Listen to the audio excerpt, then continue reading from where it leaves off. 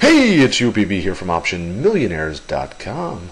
This will be a quick earnings report. This week we have earnings heating up. Yes, we do. Some great earnings reports from Google, Intel, Verizon, Chipotle Mexican Grill, SanDisk, just to name a few. I'll go over a couple, tell you what I'm looking for. Possibly calls, puts, both maybe. That's the great thing about trading stock options. You can think both ways about a stock. You could think it's ugly or pretty. You can play it both ways. You don't have to be right. Whereas you'd look like quite the idiot going short and long the same stock. With stock options, you don't have to worry about that. You can trade a stock to go in either direction and still be profitable. That's the great thing about stock options. Let's look real quick. Google. Google's really the creme de la creme this week. A lot of people anticipate Google earnings, and for the most part, Google moves in a pretty big way on earnings. I did this chart today. Inputted, actually, you can't see the whole chart. Sorry about that. It goes all the way back to 2007. I have it posted at OptionMillionaires.com. Should you want to look there, going back to 2007, and you can see this right here. See this big 20% move we had in 2008. Had you positioned yourself for the calls on that day? Some of the calls went from literally pennies to dollars, and I know one specific strike, the 490s were at 50 cents, and they went from 50 cents to $57 the next day. 50 cents to $57. That's 114 bagger. Woo! And that's why we trade stock options. Now you can look throughout the last couple years here. This is all Google. Google was up over 10% back last July. So what's going to happen this July? I did a nice blog post at OptionMillionaires.com. Tell you what I think is going to happen. But needless to say, we do see some nice swings here, especially the last 5 quarters for Google. Back in the start of 2011, we had just a small decline. But for the most part, Google does move 5, 7, 8, 10%. And back in April of 2008, 20%. That's almost $100 move, which is why people trade out of the money stock options. So, especially with Google. So Google's just one earnings report that we're going to have this week. Let's start with Tuesday, because Monday's a little slow. We go to Tuesday. We have Intel. I was looking at Intel today, and I was doing a nice options class. Intel has bounced, but to me the chart looks very weak. So if I were to position myself, I think I'm going to position myself with the puts. Intel, the last 5 quarters, this is what has happened the next day. When Intel has reported their earnings, the next day over the last 5 quarters, Intel has risen 0.7%, 2.4%, has risen 9%, has risen 4.7%, and then the last quarter declined 2%. And then that was right up here. Okay. So Intel, 4 out of the last 5 earnings reports has seen a rise in its stock the next day. And we could be starting a new trend. I do see, to me, the chart looks weak. And you could do, like I was saying, you don't have to be right with Intel. You just have to be in it to win it. So you could play both the calls and the puts. I was looking at the $26 calls. They're going for 24 cents. And the $25 puts are going for 40 cents. I think if you play those both ways, you could do 10 of the $26 calls and 6 of the $25 puts. That'd be $240 each. That's $480, a little less than $500. And if Intel does move 3 to 5 to 7%, you're looking at a nice gain, even though you're still in the other side of the trade there. That'd be a strangle or a straddle, trading both sides. It's a great thing, like I said, man. You don't have to be right. Just got to have a big move, and that's what we're looking for with Intel. And history dictates the last 3 of the last 5 sessions after earnings has seen a nice move for Intel. So why not again? That'd be on Tuesday, and so Wednesday would be the day when we see hopefully the big move. But I'm not positioned yet, so I really don't care. But it's just something to look for. Also on Tuesday we have MOS. MOS has been on a tear. Let me just pull up the chart real quick. I don't know what I'm going to play yet. I was pointing this out here.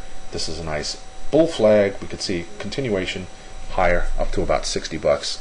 Look at this line here. I remember trading this at about $60 recently. and there we are, just about 60. That would be the target there. So I don't know what's going to happen. We're going to wait. It's Tuesday evening, so I could wait a little bit, get them in on Tuesday morning.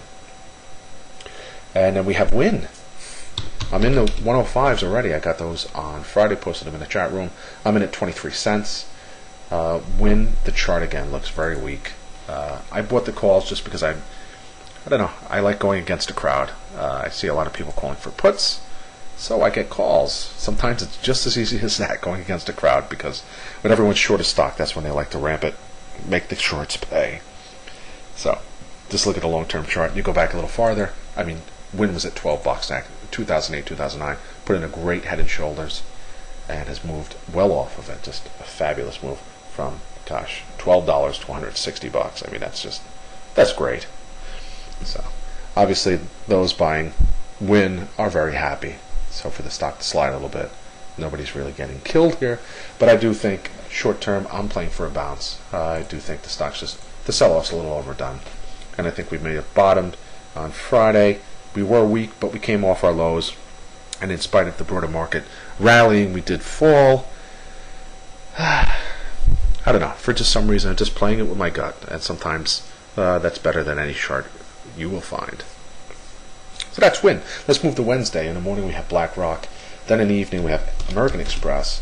Like I was saying, American Express, I do think it's going to head back over $60. But American Express, earnings-wise, I was pointing this out in my class earlier tonight, that American Express back in 2008, 2009 was great. I mean, this was a great stock to be trading for earnings via options.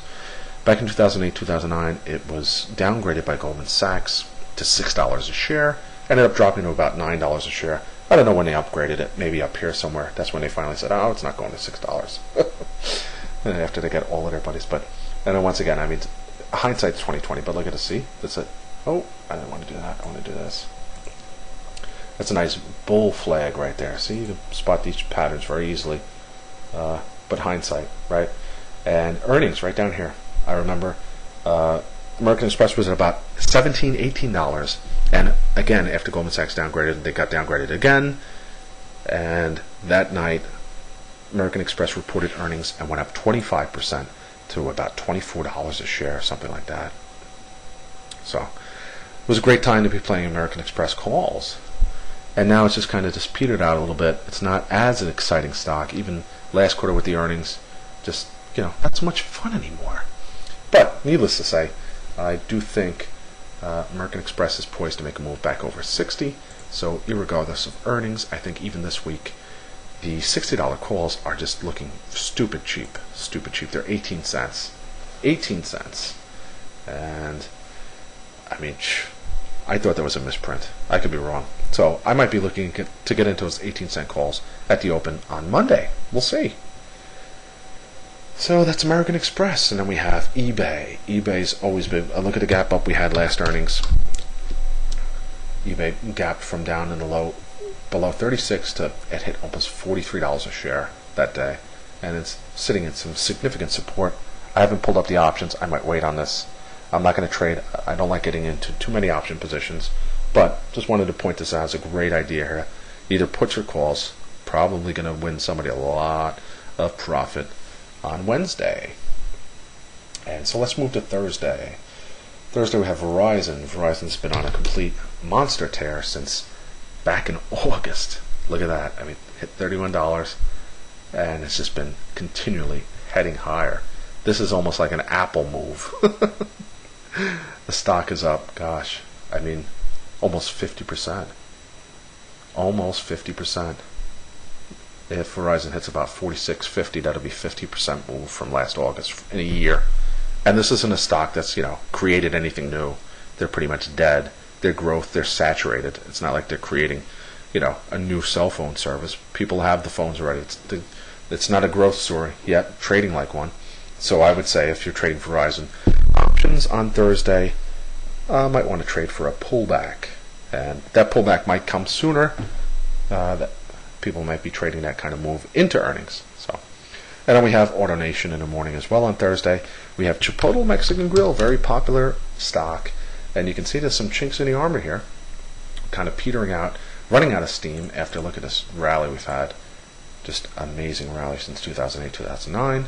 Just petering out, and I think this earnings report will dictate the move we're going to see. It's just a stop at the gas station for CMG to refuel for another rocket higher. And it's quite possible. And we have SanDisk. I think this is going to be a great option trade on Thursday, along with Google. And I think we're going to see a good 10% move, either to the upside or the downside. And I think both of those options are going to be attractively priced heading into Wednesday and Thursday.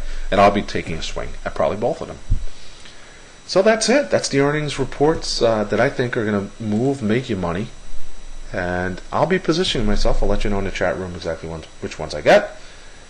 This is UPB here from OptionMillionaires.com. Earnings season, just a great time to be trading stock options. And I hope you have a great night and a profitable week. I'll talk to you soon. Goodbye.